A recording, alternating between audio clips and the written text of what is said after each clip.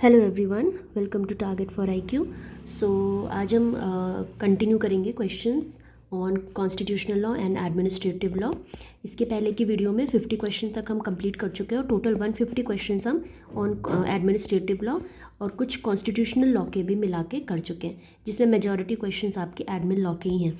ठीक है, तो स्टार्ट करते हैं आज क्वेश्चन नंबर 51 से। देखिए क्वेश्चन क्या है, who administers oath to the prime minister of India. Oath से रिलेटेड क्वेश्चन है। This question is a very easy question but also very important. इस टाइप के क्वेश्चन ज़रूर आते हैं एग्जाम में। और जैसे यहाँ पे प्राइम मिनिस्टर दिया है तो आपको कोई दूसरी कॉन्स्टिट्यूशनल पोस्ट यहाँ पे लिख सकते हैं, जैसे प्रेसिडेंट या फिर CJI, ठीक है, या फिर वाइस प्रेसिडेंट या कोई भी कॉन्स्टिट्यूशनल पोस्ट। और ये पूछ सकता है कि उनको ओथ कौन एडमिनिस्टर करता है। ठीक है, तो यहाँ जो करेक्ट आंसर होगा that would be b, that is president. और इसके साथ साथ हम कुछ और ओथ्स देख लेते हैं, जैसे कि प्रेसिडेंट को कौन ओथ दिलाता है। तो प्रेसिडेंट को ओथ दिलाएंगे आपके चीफ जस्टिस ऑफ इंडिया। ठीक, CJI को कौन ओथ दिलाएगा, प्रेसिडेंट। ठीक है ना। इसी तरह आपके स्पीकर हैं, लोकसभा के जो स्पीकर होते हैं, इनको भी ओथ दिलाते हैं प्रेसिडेंट। वाइस प्रेसिडेंट आप ले लीजिए तो वाइस प्रेसिडेंट को भी ओथ कौन दिलाता है, प्रेसिडेंट। जो डेप्यूटी स्पीकर होते हैं ऑफ लोकसभा, इनको भी ओथ दिलाते हैं आपके प्रेसिडेंट। ठीक है, ये कुछ इंपॉर्टेंट डेजिग्नेशंस मैं आपको बता रही हूँ। जैसे आप ले लीजिए चीफ, ये जो आपके इलेक्शन कमिश्नर होते हैं, इनको भी ओथ आपके प्रेसिडेंट दिलाते हैं। मैं अभी प्रेसिडेंट वाले आपको इकट्ठे बता देती हूँ। ठीक है, आप कैग ले लीजिए, कंट्रोलर एंड ऑडिटर जनरल, इनको भी आपके प्रेसिडेंट ओथ दिलाते हैं, या फिर कोई और पर्सन जिसको प्रेसिडेंट ने अपने बिहाफ पे अपॉइंट किया हो। आप सॉलिसिटर जनरल को ले लीजिए, इनका ओथ भी कौन दिला रहे हैं, प्रेसिडेंट दिलाते हैं। ठीक है, और पब्लिक सर्विस कमीशन हो गया, उसके जो चेयरमैन हैं UPSC, उसका उनको भी प्रेसिडेंट ओथ दिलाते हैं। ठीक है ना। तो ये कुछ इंपॉर्टेंट चीज़ें। प्लानिंग कमीशन अभी तो नहीं, पहले था, तो उसको भी प्रेसिडेंट ही ओथ दिलाते थे। तो इसी तरह से बहुत इंपॉर्टेंट कुछ कॉन्स्टिट्यूशनल पोस्ट होती हैं जिन्हें हमें पता होना चाहिए कि ओथ कौन उन्हें दिला रहा है, राइट। और अब जैसे एडवोकेट जनरल हो गए स्टेट के, तो उनको जो गवर्नर है, जिस तरह से सेंटर में प्रेसिडेंट वर्क करते हैं, उसी तरह से आपके स्टेट में गवर्नर का रोल होता है। तो गवर्नर एडवोकेट जनरल को ओथ दिलाएंगे। आपके जो स्टेट का पब्लिक सर्विस कमीशन होता है, उनको गवर्नर ओथ दिलाते हैं। जो मेंबर्स होते हैं उनको भी गवर्नर ओथ दिलाते हैं। ठीक है, तो ये कुछ कॉन्स्टिट्यूशनल पोस्ट थी। अब हम आगे बढ़ते हैं, और इसके अलावा भी बहुत सारे हैं, वो आप ज़रूर एक बार देखिएगा। जो मोस्ट इंपॉर्टेंट थी वो मैंने आपको यहाँ पे बताई। ठीक है, नेक्स्ट क्वेश्चन देखते हैं। Who advises the president with regard to the appointment of important officials like attorney general of India या controller and auditor general, that is CAG of India. तो प्रेसिडेंट को एडवाइस कौन करता है, ये क्वेश्चन है। ठीक है, तो यहाँ पे प्राइम मिनिस्टर एडवाइस करते हैं प्रेसिडेंट को, right. Next, which of the following states has reserve the maximum number of seats for scheduled tribes in Lok Sabha.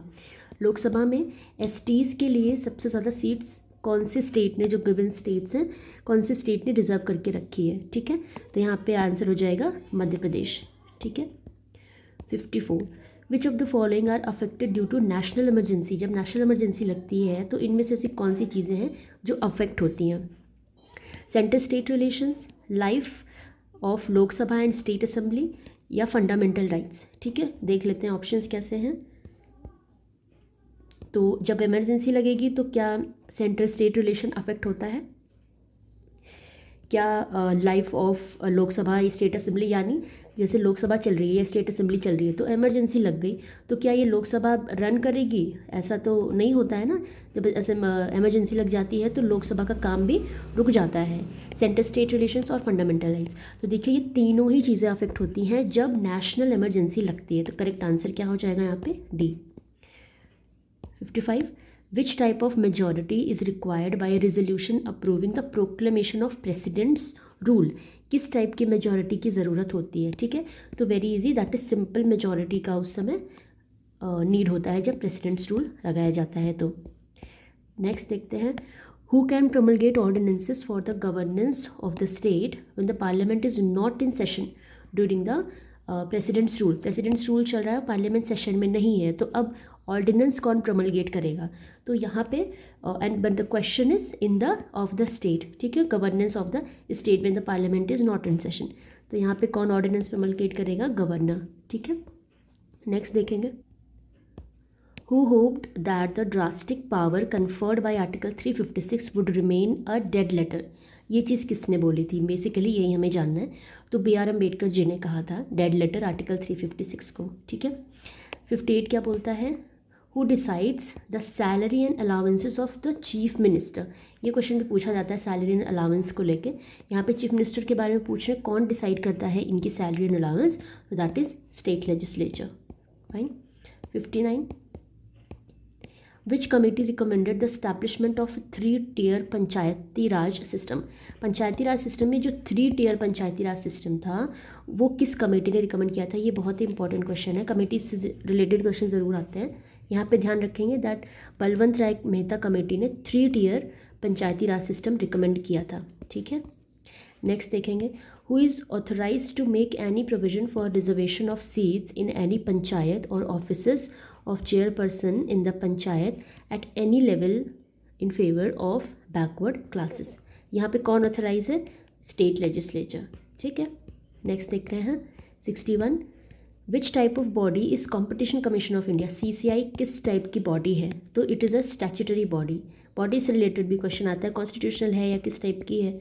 तो CCI क्या है? स्टैट्यूटरी बॉडी है। What is the maximum age till which chairman of National Human Rights Commission can hold office? Maximum age क्या होती है जब NHRC के जो चेयरमैन हैं वो अपने ऑफिस को होल्ड कर सकते हैं, यानी ऑफिस में रह सकते हैं, ठीक है।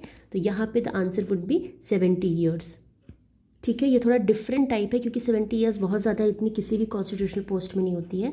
तो ये हमें ध्यान रखना है कि NHRC के जो चेयरमैन हैं उनकी जो मैक्सिमम एज है दैट इज़ 70 ईयर्स, ये ध्यान रखिएगा आप, इसीलिए क्वेश्चन यहाँ पे रखा गया है। 63, in which year was the planning commission establish. किस साल प्लानिंग कमीशन इस्टेब्लिश हुआ था? देखिए प्लानिंग कमीशन तो अब नीति आयोग से रिप्लेस हो चुका है, बट प्लानिंग कमीशन पे कुछ कुछ क्वेश्चंस आपको आपके नॉलेज में होने चाहिए, ठीक है ना, वो हम देख ले रहे हैं फॉर सेफर साइड। तो 1950 में इट वॉज इस्टेब्लिश्ड, ठीक है। The development Minority and Evaluation Office, that is DMEO, was established by the Government of India in which year? DMEO office ये किस साल इस्टेब्लिश हुआ था? तो इट वाज द ईयर 2015। ये कुछ प्रीवियस ईयर क्वेश्चंस भी हैं, है ना, तो आपको लगेगा ये किस टाइप का ऑर्गेनाइजेशन है, बट प्रीवियसली ये आस्ट पूछे जा चुके हैं, इस वजह से ये क्वेश्चन मैं यहाँ पे रख रही हूँ। 65 देखते हैं। ओके देखिए नीति आयोग पे क्वेश्चन आ गया। Which of the following statements are correct regarding Niti Aayog. NITI Aayog was formed on 24 January 2015। NITI Aayog comes under the ministry of parliamentary affairs. NITI Aayog is a policy think tank of the government of India. हमें बताना कौन सा option यहाँ पे correct है। तो नीति आयोग क्या है? वो पॉलिसी थिंक टैंक है गवर्नमेंट ऑफ इंडिया का। तो करेक्ट आंसर यहाँ पे आपका सी हो जाएगा। देखिए जो फॉर्मेशन की बात है यहाँ पे इन्होंने गलत दिया है। 24 जनवरी नहीं बल्कि 1 जनवरी 2015 को नीति आयोग बना था प्लानिंग कमीशन को रिप्लेस करके, ठीक है। और इसकी जो पेरेंट ये गवर्नमेंट एजेंसी है that is ministry of planning, ठीक है ना, पार्लियामेंट्री अफेयर्स नहीं, that is ministry of planning. तो ये दोनों ऑप्शन इसलिए यहाँ गलत हो जाएंगे and c would be correct. ये policy think tank of government of India तो है ही। नेक्स्ट देखते हैं question 66। Which of the following has been described as super cabinet and economic cabinet या पैरेलल कैबिनेट या फिर fifth wheel of the coach and so on. ये किस ऑर्गेनाइजेशन को कहा जाता था? तो ये प्लानिंग कमीशन को कहा जाता था, ठीक है ना। थोड़े इंपॉर्टेंट क्वेश्चन है इसलिए ध्यान रखेंगे। इस समय एग्जाम्स जो भी चल रहे हैं उसमें बहुत डिफरेंट टाइप्स ऑफ क्वेश्चंस पूछे जा रहे हैं, इसलिए आपको हर तरह से प्रिपेयर रहना चाहिए। Which of the following statements are true about ombudsman system. Ombudsman system के बारे में बताना है कौन सा स्टेटमेंट सही है। In New Zealand judiciary is outside the purview of ombudsman. In Sweden judiciary is outside the purview of ombudsman. Both of them, none of them. तो देखिए इसमें जो करेक्ट ऑप्शन है, करेक्ट आंसर है आपका दैट इज़ न्यूजीलैंड में क्या है कि जुडिशरी आउटसाइड है of the purview of ombudsman. Sweden में ऐसा नहीं है बट इन न्यूजीलैंड में है। सो जो करेक्ट ऑप्शन आपका यहाँ पे ए हो जाएगा। यही ध्यान रखना है कि स्वीडन में जुडिशरी आउटसाइड यानी जो जुरिस्डिक्शन है ओम्बड्समैन का, उसके बाहर जुडिशरी स्वीडन में नहीं है, but yes in New Zealand it is there. Ombudsman का कॉन्सेप्ट आपका एडमिनिस्ट्रेटिव लॉ के सिलेबस में है, तो इसलिए ये क्वेश्चन इंपॉर्टेंट हो जाता है। 68 विच of the following decides the number of members in the board of cooperative societies. कौन डिसाइड करता है? तो स्टेट लेजिस्लेचर इसमें डिसाइड करती है कितने लोग रहेंगे जो भी बोर्ड होगा किसका, कोऑपरेटिव सोसाइटी का। ठीक है, 69 देखेंगे। How many languages are specified in the 8th schedule of the constitution. तो आपको पता है कि इस समय कितनी लैंग्वेजेस हैं, 22 लैंग्वेजेस हैं in the 8th schedule of the constitution. ठीक, which of the following are the characteristics of Swedish institution of ombudsman. Ombudsman से डिफरेंट क्वेश्चन यहाँ पे रखेंगे ताकि आपके ज़्यादा चांसेस हो कि सारे क्वेश्चन ही सही हो जाए जितने पूछें, या मैक्सिमम आप ज़रूर हिट करें। तो independence of action from the executive, Swedish ombudsman के बारे में बताना है। Suo motu power to start investigations, impartial and objective investigation of complaints. बताना क्या था कि कौन सी जो which of the following characteristics, ये कौन कौन से कैरेक्टरिस्टिक्स हैं ऑफ स्वीडिश ओम्बड्समैन के। ठीक है, तो सारे ही करेक्ट हैं यहाँ पे, यानी जो स्वीडन में जो ओम्बड्समैन है उनका इंडिपेंडेंस ऑफ एक्शन होता है फ्रॉम द एग्जीक्यूटिव से उनको ज़्यादा मतलब नहीं होता, इंडिपेंडेंट होते हैं अपने एक्शन लेने में। उनके पास सुओ मोटो पावर होती है इन्वेस्टिगेशन स्टार्ट करने के लिए, यानी काफ़ी पावरफुल हैं, और impartial and objective investigation of complaints वो कर सकते हैं। ठीक है, तो एक बहुत ही इंपॉर्टेंट कंसेप्ट है ओम्बड्समैन। ठीक है, नेक्स्ट देख रहे हैं। Which of the following are objectives behind the specification of regional languages in the 8th schedule. Objective क्या है जो रीजनल लैंग्वेजेस 8th शेड्यूल में आपकी रखी गई हैं। ठीक है, the members of these languages are given representation in the official language commission. The forms, styles and expressions of these languages are to be used for enrichment of the Hindi language. Correct option हमें बताना है कि कौन सा correct है। Only 1, 2, both a and b and neither of the above. तो देखो इसमें दोनों ही ऑप्शन आपके करेक्ट है। जो मेंबर्स होते हैं ऑफ दीज लैंग्वेजेस, इनको ऑफिशियल लैंग्वेज कमीशन में रिप्रेजेंटेशन मिलता है, और ये जितने भी forms, styles and expressions of होते हैं लैंग्वेजेस का, ये यूज़ की जाती है for the enrichment of the Hindi language. ठीक है, तो दोनों ही ऑप्शंस आपके यहाँ पे करेक्ट हो जाएंगे। Which of the following appoints the chairman and members of the joint administrative tribunal. जैट जो होती है उसका चेयरमैन और मेंबर ये कौन अपॉइंट करता है? तो प्रेसिडेंट। ठीक है, देखिए अपॉइंटमेंट से या ओथ से रिलेटेड क्वेश्चंस आपके इस तरह से ज़रूर देखने को मिलेंगे। In which year supreme court decriminalised homosexual acts. किस साल में सुप्रीम कोर्ट ने डिक्रिमिनलाइज कर दिया था होमोसेक्सुअल एक्ट को? तो इसका करेक्ट आंसर है 2018। नवदीप सिंह जौहर का केस था, और इट वाज 2018 में इसको डिक्रिमिनलाइज कर दिया गया था। ठीक है, फिर देखते हैं। Mines and minerals regulations development act 1957 is applicable to which of the following. किस पे ये एप्लीकेबल होते हैं? तो इसका करेक्ट ऑप्शन आपका हो जाएगा आयरन ओर पे। ठीक है, ये कुछ क्वेश्चन ऐसे जो पूछे जा चुके थे, डायरेक्ट आंसर देखते चलेंगे। जस्ट अ मिनट, इसमें ऑप्शंस था, रुकिए मैं फिर से पढ़ती हूँ। Mines and minerals regulation and development act 1957 is applicable to which of the following. Minor minerals, okay, atomic minerals, question के सारे ऑप्शंस पढ़ने बेहद ज़रूरी हैं, आयरन ओर एंड लाइमस्टोन। तो देखिए इसका जो करेक्ट ऑप्शन है, हाँ इसमें आयरन ओर तो आपका होगा ही, एंड लाइमस्टोन। ठीक है ना, तो आपका जो करेक्ट ऑप्शन हो जाएगा दैट वुड बी 3 और 4। आयरन ओर है और उसके साथ साथ लाइमस्टोन भी, तो यहाँ पे करेक्ट ऑप्शन आपका that would be c. Next देखते हैं 75। The constitution of India mentions untouchability in which of the following articles. किस आर्टिकल में अनटचेबिलिटी के बारे में बात की गई है? तो it is article 17। Next, most important safeguard of liberties, bold and impartial judiciary, well knit party system, decentralisation of powers, या डिक्लेरेशन ऑफ राइट्स। तो यहाँ पे सबसे इंपॉर्टेंट सेफगार्ड ऑफ लिबर्टी क्या है? That is bold and impartial judiciary. इसको तो over rule कर ही नहीं सकते। ठीक है ना, अगर आपको लिबर्टी सेफगार्ड करनी है than judiciary must be bold and also impartial. ठीक है ना। 77, the powers, privileges and immunities of either house of parliament and of its committees and members have mainly been laid down in the article। Direct article based question है, किस article में कहा गया है? तो इसका जो करेक्ट आंसर है दैट इज आर्टिकल 105। ठीक। The first defence minister of independent India, बहुत बेसिक क्वेश्चन है। फर्स्ट डिफेंस मिनिस्टर कौन थे? That was Baldev Singh ji. ठीक है, नेक्स्ट देखते हैं 79। How many पॉलिटीज does the institutional mechanism of federalism accommodate? ठीक है, देखते हैं आंसर क्या है। 2 1 4 3। How many पॉलिटीज does the institutional mechanism of federalism accommodate? Correct answer क्या हो जाएगा? 2। ये दो तरह की पॉलिटीज़ का क्या मतलब हो गया? देखिए क्या होता है कि जो फेडरलिज्म का इंस्टीट्यूशन होता है दो लेवल पे काम करता है ना, एक रीजनल लेवल हो गया and another is the national level. तो वही चीज़ यहाँ पे पूछ रहे हैं कि फेडरलिज्म कितने तरह की पॉलिटी अकोमोडेट करेगा, तो दो, एक रीजनल लेवल पे और फिर एक नेशनल लेवल पे। आप ऐसा बोल सकते हो सेंट्रल लेवल और एक स्टेट लेवल पे। ठीक है, question number 80। The high court which has the distinction of the high court which has the distinction of having the first women chief justice is? कौन से हाई कोर्ट में first women chief justice थी? तो it was Himachal Pradesh high court and if I am not wrong that it was justice Leela Seth. Let me check कि वो justice Leela सेठ थी जो फर्स्ट हाई कोर्ट जज थी of the Himachal Pradesh high court. Yes, so the correct answer is यहाँ पे आपकी हिमाचल प्रदेश होगा और जस्टिस लीला सेठ जो थी she was the first women chief justice of any high court. ठीक है ना, ओके। 81 देखते हैं। The supreme court of India was set up by the constitution, by law of parliament, by presidential order and by the act of 1947। तो constitution of the supreme court of India ये establish हुआ है by the constitution without any doubt. Article 36 to article 51 of the constitution mainly deals with directive principal states policy given in which part? तो DPSP constitution के किस part में है? Part 4 में है। ये सारे क्वेश्चन बहुत ईजी है, गलत नहीं होने चाहिए, इसीलिए इसको आपको बार बार रिवाइज कराया जा रहा है। ठीक है, which article of the Indian constitution states about fundamental duties? That is 51A। Communist party of India was founded in? किस साल communist party of India found की गई थी? 1925। Which factor is necessary for the development of democratic institutions?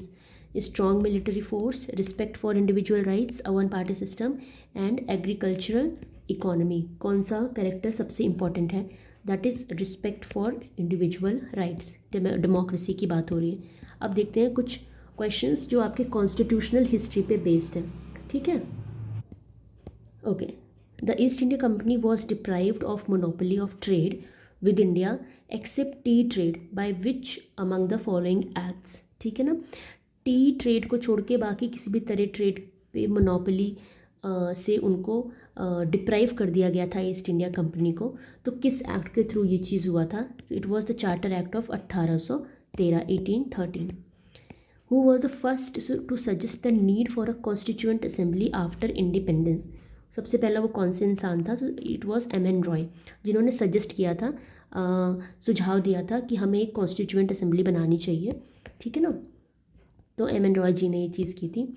In which of the following acts the provision was made for the establishment of supreme court at Calcutta? Calcutta में supreme court को establish करना चाहिए, ये कौन से एक्ट ने ये बात बोली थी? ठीक है, सो ये था आपका चार्टर एक्ट ऑफ 1833। नेक्स्ट देखेंगे, Which act of British Parliament abolished the East India Company monopoly over trade in India?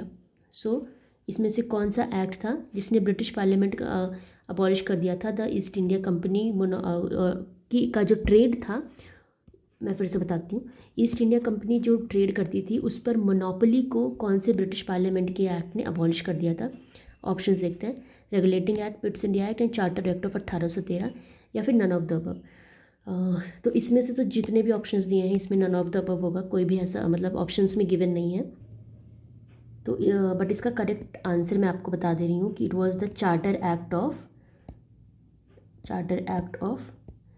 1853। ठीक है, क्वेश्चन आपको करेक्ट आंसर पता होना चाहिए ना, इसमें जो दिए हैं कोई नहीं है, लेकिन 1853 का जो चार्टर एक्ट था उसने अबॉलिश किया था ईस्ट इंडिया कंपनी की मोनोपोली, यानी जो एकाधिकार होता है ओवर ट्रेड। ठीक है, नेक्स्ट आगे बढ़ते हैं। Bye which of the following acts was the federal court in India created? ठीक, तो government of India act 1935 1935। 91 the federal court of India was established in which of the following year? किस साल establish किया गया था the federal court of India को? तो just 2 साल बाद 1937 में। ठीक है, by which of the following act legislative council of India receive the power to discuss the budget. ठीक है, इंपॉर्टेंट क्वेश्चन हो जाते हैं। बजट डिस्कस करने का पावर कब मिला था लेजिस्लेटिव काउंसिल्स को? सो 1861, 1892। इसका करेक्ट आंसर हो जाएगा आपका 1892, इंडियन काउंसिल एक्ट 1892। 93 देखते हैं, under which of the following acts dyarchy was introduced at central level. ये बहुत इंपॉर्टेंट क्वेश्चन है, सेंट्रल लेवल पे डायरकी कब इंट्रोड्यूस की गई थी? So it was government of India act 1935। In the context of Indian history the principle of dyarchy refers to, dyarchy का मतलब क्या है? Division of central legislature into two houses, introduction of double government, that is central and state governments having two sets of rulers, one in London another in Delhi, division of subjects delegated to provinces into two categories। ठीक है, तो देखो dyarchy का मतलब होता है जो main मतलब है दैट इज़ जो सब्जेक्ट्स होते हैं, एक सेकेंड, सो जो सब्जेक्ट्स होते हैं उनको डिवाइड किया जाता है इनटू टू कैटेगरीज। ठीक है, ये मतलब है डायरकी का in Indian the context of India. ठीक है, 95 देखते हैं, the act of 1909 was associated which, जो 1909 का एक्ट था वो किससे जुड़ा हुआ था? सो डिसेंट्रलाइजेशन से था। ठीक, which of the following act setup the dyarchy system at the central level? कौन से एक्ट ने सेटअप किया डायरकी सिस्टम को सेंट्रल लेवल पे? तो वही 1935 का एक्ट। ठीक है, next, the Indian legislature was made by cameral for the first time by, Indian legislative को बाई कैमरल यानी जहाँ पे दो हाउसेज होते हैं, फर्स्ट टाइम कौन से एक्ट के थ्रू बनाया गया था? तो it was the government of India act of 1919। 98 देखते हैं, which of the following acts introduce the principle of constitutional autocracy? इसमें से कौन सा एक्ट था जो जिसने क्या इंट्रोड्यूस किया? Principle of constitutional autocracy. So it was the government of India act 1935। काफ़ी इंपॉर्टेंट एक्ट है ये। 99 देखते हैं, the power of the president to issue ordinance is a relic of, जो प्रेसिडेंट इशू नहीं करते हैं ऑर्डिनेंस, तो ये कहाँ पे किस एक्ट में था? ये भी 1935 वाले एक्ट में ही था। ठीक है, और नेक्स्ट देखते हैं, the distribution of power between centre and state as in the constitution of India is based on which of the following plans? जो हमारे यहाँ पावर डिवाइडेड है, सेंटर की पावर डिवीजन है और स्टेट की पावर अलग है, तो ये किस प्लान पे ये बेस्ड था, किस प्लान के थ्रू ये आया था? तो again government of India act of 1935। तो ये रहे आपके 100 क्वेश्चंस। अब टोटल हम एडमिनिस्ट्रेटिव लॉ के आप समझ लीजिए 150 से ज़्यादा क्वेश्चन कर चुके हैं, और उसमें से आपके 50-60 क्वेश्चन आप लगा लो, 40 क्वेश्चन या 50 क्वेश्चन आपके कॉन्स्टिट्यूशनल लॉ के भी हैं। ठीक है, तो 200 क्वेश्चन की ये सीरीज़ आपके साथ मैंने शेयर की, इसको आप कई बार देख सकते हैं, और इसमें जितने क्वेश्चन हैं उनको बहुत अच्छे से रीड करिए, ताकि इसमें से जो भी क्वेश्चंस अगर आपके एग्जाम में आ रहे हैं तो गलत ना हो, और इसमें से कई सारे क्वेश्चन ज़रूर फंसेंगे, क्योंकि मोस्ट इंपॉर्टेंट क्वेश्चन ही मैंने यहाँ पे रखे हैं। पहली चीज़ जो आपके प्रीवियस ईयर में पूछे गए हैं वो, और दूसरा जितने भी इंपॉर्टेंट टॉपिक है अभी तक आप क्वेश्चन एनालाइज करके देख लीजिएगा, कोई भी इंपॉर्टेंट टॉपिक नहीं बचा होगा, और अगर बचा होगा तो आप बोल सकते हैं, उस पर हम अलग से क्वेश्चन कुछ बना के आपको आपकी उसमें हेल्प कर देंगे। ठीक है, तो मिलते हैं नेक्स्ट वीडियो में, तब तक के लिए thank you so much and keep studying.